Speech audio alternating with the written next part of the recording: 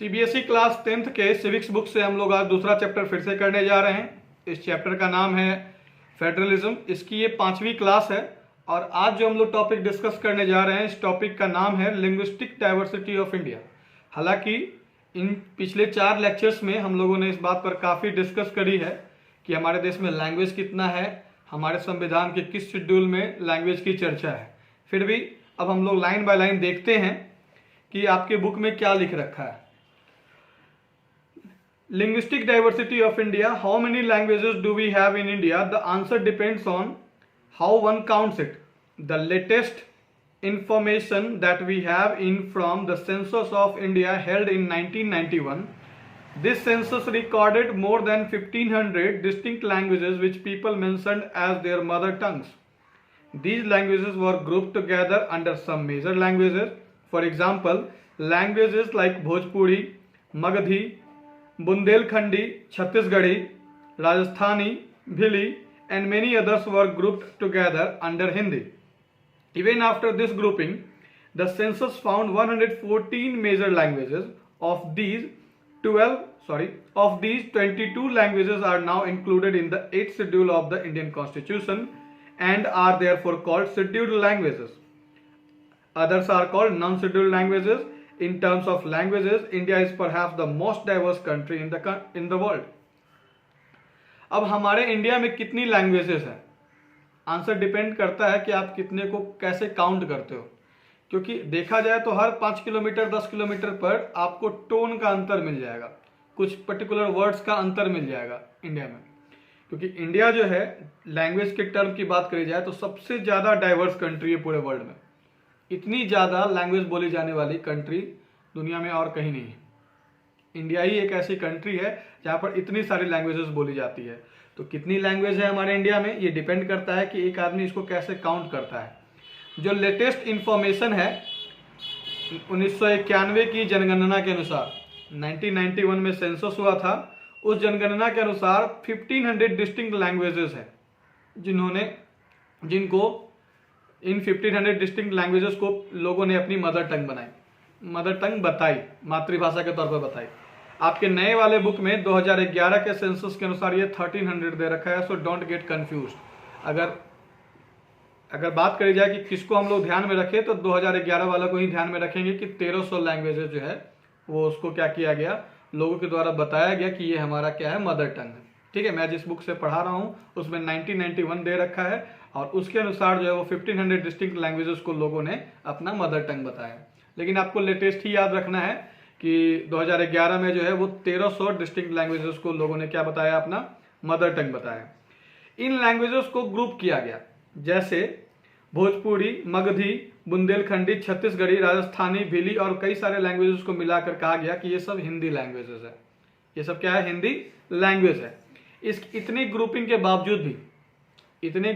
बावजूद मतलब देखा आपने ना कि भोजपुरी, मगधी, बुंदेलखंडी, छत्तीसगढ़ी, राजस्थानी को भीली को मिलाकर कहा गया कि ये हिंदी ही है।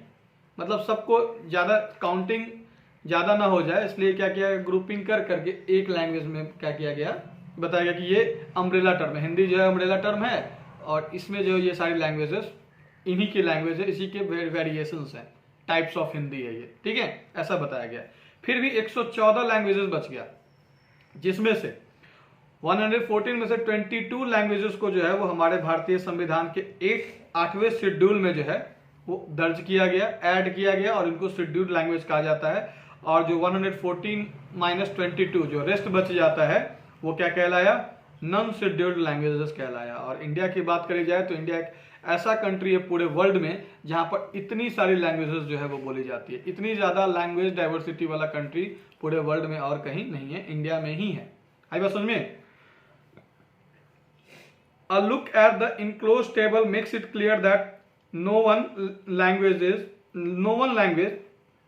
the mother tongue of the majority of our population. The largest language, Hindi, is the mother tongue of only about 40% Indians. If we add to that all those who knew Hindi as their second or third language, the total number was still less than 50% in 1991. As for English, only 0.02% Indians recorded it as their mother tongue. Another 11% knew it as a second or third language. Read the table carefully, but you do not need to memorize it. Just do the following. ठीक है, तो ए look at the enclosed table. ये जो table दे रखा है कि Assamese, Bangla, Bodo, Dogri, Gujarati, Hindi, Kannada, Kashmiri, Konkani, Maithili, Malayalam, Manipuri, Marathi, Nepali, Odia, Punjabi, Sanskrit, Santhali, Sindhi, Tamil, Telugu, Urdu, ये जो है वो इस चार्ट में दे रखा गया है कि पूरे इंडिया में लोग इन लैंग्वेजेस की मतलब परसेंटेज के हिसाब से कितनी परसेंट पॉपुलेशन जो है कौन कौन सा लैंग्वेज हमारे देश में यूज करती है। ठीक है, तो इनको आप देखोगे तो आपको पता चलेगा कि जो हमारे देश की जो सबसे ज़्यादा बोले जाने वाली लैंग्वेज है वो हिंदी है। करीब 40% लोग जो हैं वो मदर टंग इसको बताते हैं, लेकिन अभी भी मेजोरिटी ऑफ द पीपल जो है वो मतलब 50% से ज़्यादा जो है लोग अभी भी हिंदी नहीं बोलते हैं। ठीक है, अगर आप इस बात पे गौर करो कि जैसे 40% तो है कि हिंदी बोलते ही बोलते हैं, लेकिन अगर सबको मिला दिया जाए जो जिनके यहाँ Hindi as a second language, जैसे आंध्र प्रदेश है, हैदराबाद है, इधर जाओगे आप तो हिंदी वहाँ का सेकेंड लैंग्वेज है, इन द सेंस कि वहाँ पे तेलुगु, तमिल ये सब ज़्यादा क्या है फेमस है। तमिलनाडु में तमिल ज़्यादा फेमस है। ठीक है, तो हिंदी जानते हैं लेकिन एज ए सेकेंड लैंग्वेज के तौर पर। वहाँ का मेन लैंग्वेज क्या हो गया, तमिल तेलुगु हो गया। आई बात समझ में? तो अगर हम लोग ये मान के चले कि सेकेंड लैंग्वेज के तौर पर भी हिंदी कितने लोगों के द्वारा बोली जाती है, तो भी 50% से ज़्यादा नहीं पूरता है। ठीक है, इंग्लिश की बात करें तो 1991 की जनगणना के अनुसार जो है वो 0.02% जो है इंडियंस जो है उन्होंने 0.02% लोगों ने क्या बताया, इंग्लिश को एज ए मदर टंग बताया। अनदर 11% जो है इसको सेकेंड और थर्ड लैंग्वेज के तौर पर जानते हैं। आई बात समझ में? अब ये टेबल देखो आप, इस टेबल में आप देखो कि सबसे ज़्यादा जो लैंग्वेज है, सबसे ज़्यादा जो परसेंटेज ऑफ पॉपुलेशन है जो लैंग्वेज जो वो बोलती है वो है हिंदी। सेकंड पर आता है तेलुगु 7.9 और थर्ड पे आता है आपका मराठी 7.5। इतना आप याद रखो, काफ़ी है। फर्स्ट सेकंड थर्ड आपको याद होना चाहिए, इतना काफ़ी है। आई बात समझ में? तो ये था लिंग्विस्टिक डाइवर्सिटी ऑफ इंडिया की इंडिया में जो है वो कितनी लैंग्वेजेस है, 114, जिसमें 22 को जो है वो 8वें शेड्यूल में ऐड किया गया है। रेस्ट जो है वो नॉन शेड्यूल्ड लैंग्वेज कहलाती है। हिंदी को अम्ब्रेला टर्म बताया गया है कि भोजपुरी, मगधी, बुंदेलखंडी, छत्तीसगढ़, राजस्थानी, भिली, इन सब लैंग्वेजेस को मिलाकर क्या बनाया गया है, हिंदी बनाया गया, या यूँ कह लो कि ये हिंदी के ही सब पार्ट्स हैं। आई बात समझ में? कोई दिक्कत नहीं। इंग्लिश की बात करें तो 0.02% लोग इसको अपना मदर टंग बताते हैं और ओवरऑल सेकेंड लैंग्वेज के तौर पर 11% इंडियंस जो है वो क्या बोलते हैं, इंग्लिश बोलते हैं, है ना। सबसे ज़्यादा लैंग्वेज कौन सी लैंग्वेज बोली जाती है, हिंदी 40%। सेकेंड नंबर पे तेलुगु आता है 7.9% और थर्ड नंबर पे आता है मराठी 7.5%। आई बात समझ में? अब जो है हालांकि ये बहुत ज़्यादा इंपॉर्टेंट तो नहीं है, इसको मैंने आपको पहले भी डिस्कस करके बताया है, लेकिन फिर भी ये आर्टिकल है जो टाइम्स ऑफ इंडिया में नवंबर 1, 2006 में छपी थी, उसके कुछ एक्सर्प्ट है। एक्सर्प्ट मतलब उनमें से कुछ लाइनें ली गई हैं, एडिटोरियल टाइप छपा होगा और उसकी कुछ पैराग्राफ जो है वो आपको पढ़ने के लिए दी गई है। नॉलेज के लिए पढ़ लो, ये जरूरी है। ठीक है, तो read the following excerpt from an article by noted historian Ramachandra Guha that appeared in the times of India on November 1, 2006। तो ये एडिटोरियल का हिस्सा है जो आप पढ़ने जा रहे हो अभी। ये रामचंद्र गुहा के द्वारा जो है वो लिखा गया था, एक नोटेड जाने माने हिस्टोरियन रह चुके हैं, और ये एडिटोरियल जो छपी थी वो नवंबर 1, 2006 में छपी थी। नवंबर 1, 2006 में स्टेट रीऑर्गेनाइजेशन कमीशन ने जो रिपोर्ट दिया था, जिसके आधार पर 14 स्टेट्स और 6 यूनियन टेरिटरीज बनी थी, इसमें नहीं लिख रखा ये, ठीक है, उसको बीते हुए 50 साल हो चुके थे। 1956 से 2006 50 साल हो चुके थे, और इस 50 साल के पूरा होने के बाद जो है रामचंद्र गुहा ने एक आर्टिकल लिखा था, न्यूज़पेपर एडिटोरियल में आया था ये छप करके टाइम्स ऑफ इंडिया के 1 नवंबर 2006 को। तो वो क्या कहते हैं वो सुनने की हम लोग जहमत करें। The report of the states reorganisation commission was implemented exactly 50 years ago on November 1, 1956. This in its own time and own way has also transformed the political and institutional life of the nation. Gandhi and other leaders promised their followers that when freedom came, the new nation would be based on a new set of provinces, these based on the principle of language. However, when India was finally freed in 1947, it was also divided.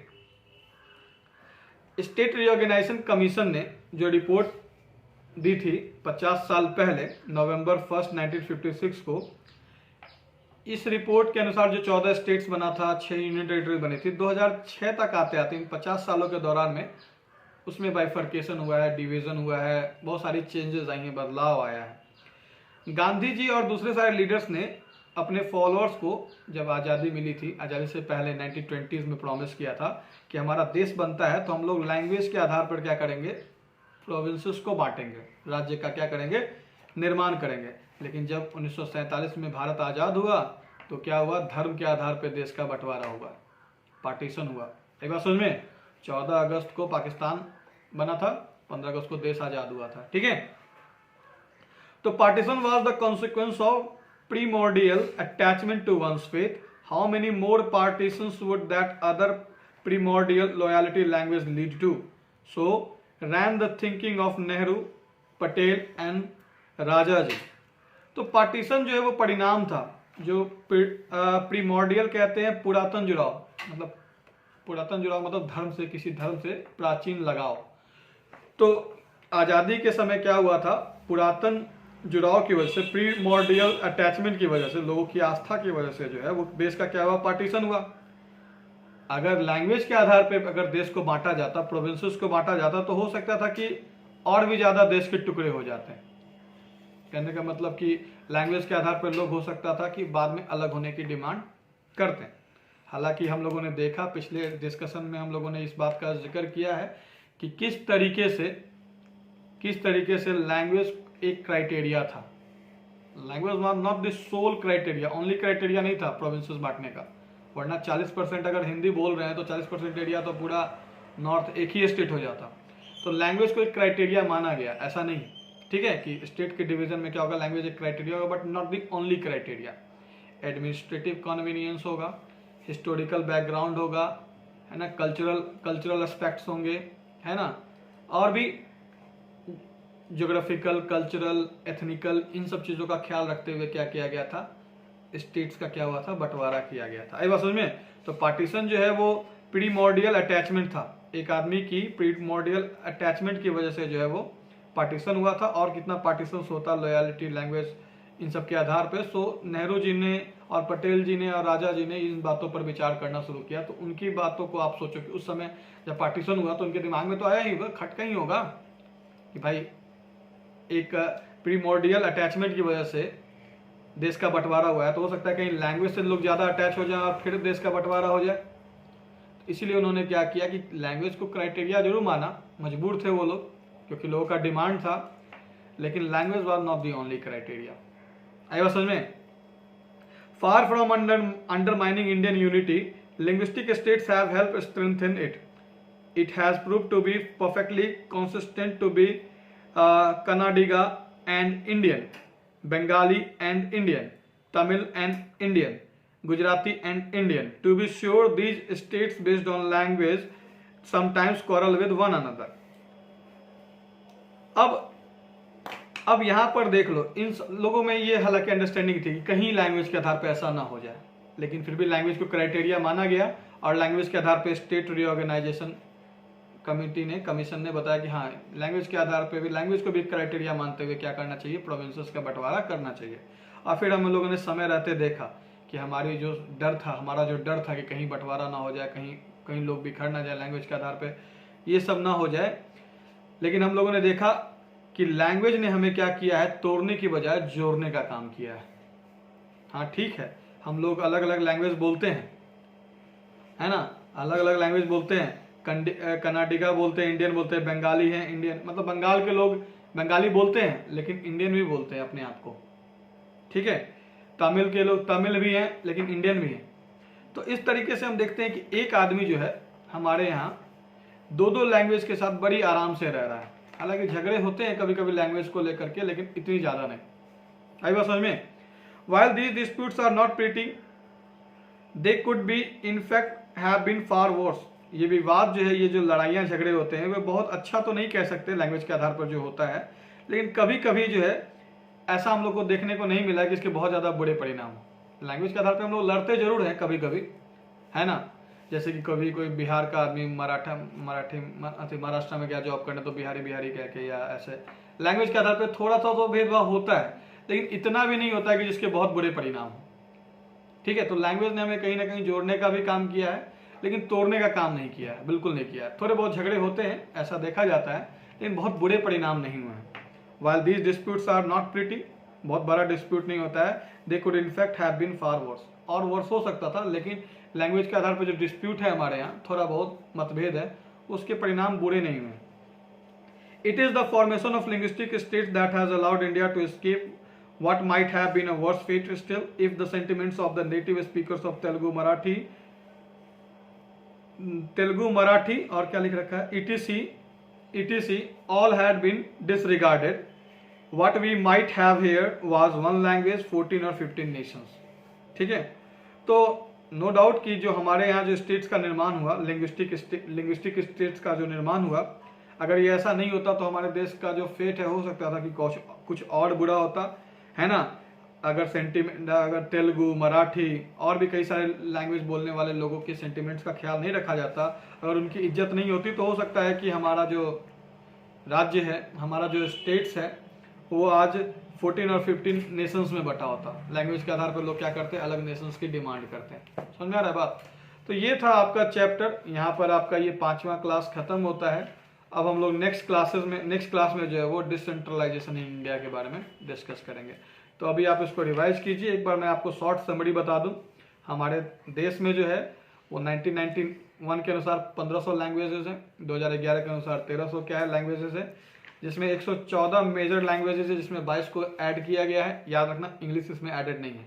सबसे ज़्यादा बोली जाने वाली जो language है वो कौन है? हिंदी है 40%, सेकेंड पर तेलुगु, थर्ड पे मराठी।